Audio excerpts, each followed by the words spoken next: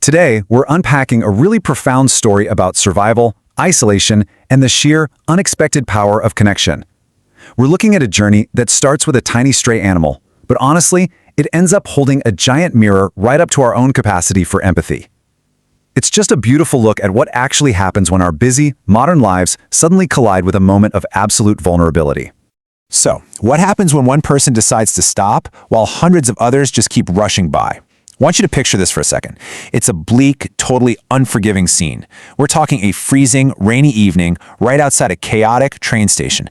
Just imagine that stark contrast. The loud, mechanical, fast-paced rush of a transit hub directly against this fragile, motionless little creature sitting there shivering in the cold. That takes us to Section 1, the invisible struggle. Hundreds. That is the staggering number of people who rushed past her every single day. She waited near that exact same bench for weeks. So hundreds of people a day, multiplied by weeks, that is literally thousands of missed opportunities for a little compassion. And, it perfectly highlights a really common thing in busy public spaces, the bystander effect. We've all been there, right? Head down, headphones in, just assuming someone else will handle it, or we're just too stressed with our own commutes to stop. Now, some noticed her, but no one stopped. And there's a massive, painful gap between merely noticing someone suffering and actually pausing to help. Awareness just doesn't equal action. She wasn't entirely invisible. People definitely saw her. She was just completely ignored. And as the clock kept ticking without anyone stepping up, the stakes started getting seriously high. Weeks of waiting at that bench slowly turned into a brutal winter where food completely vanished. This slow burn of isolation suddenly escalated into an acute, life-threatening danger, climaxing on the night of a severe storm. Time was rapidly running out, and her environment had become entirely hostile. Which brings us right to Section 2, the tipping point. Think back to those hundreds of people rushing by, and contrast that with this number, 1. On the absolute worst night of that severe storm, one young man finally noticed the little cat curled up under the bench. It took exactly one person breaking the pattern of the crowd to completely alter her fate. And he didn't just feel a quick pang of pity and keep walking. No, he took immediate action. Step 1, he took off his own jacket right there in the freezing rain. Step 2, he gently wrapped it around her to shield her from the storm. In a world that had literally ignored her for weeks, this guy provided the very first instance of warmth and safety she'd felt in a painfully long time. Let's look at Section 3, a leap of trust. This is where we see true, unwavering dedication. He didn't just give her a jacket and bounce to feel good about himself. He returned the very next day with a complete survival plan. He brought food, he brought water, and he brought a small carrier to get her out of there safely. But you have to imagine the intense internal battle happening here.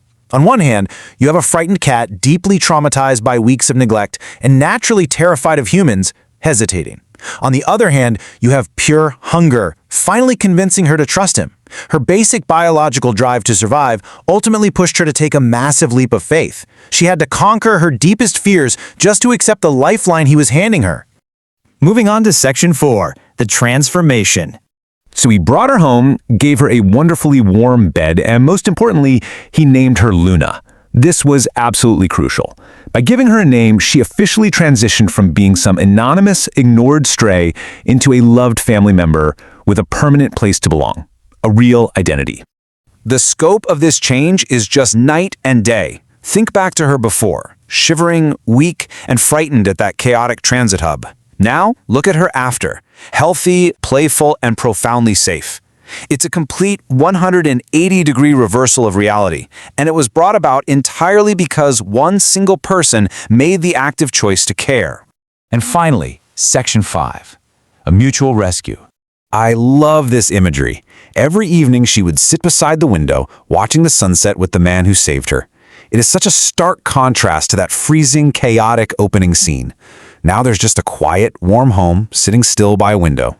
This daily routine of shared silence beautifully captures the deep peace and connection they found in each other. As the story goes, the cat who once had nobody now had a family. It's the ultimate resolution to Luna's agonizing isolation. She's safe and she is loved for sure. But there is one final brilliant twist to this whole thing. And here is the really profound truth behind his actions. He thought he was just rescuing a poor stray cat from a winter storm, but ultimately, He found salvation for his own inner loneliness. By extending that empathy to a totally vulnerable creature, he healed himself. Luna had rescued his lonely heart too. So it leaves us with this question. When we stop to save someone else, how much of ourselves are we truly saving? It's a beautiful thought to end on.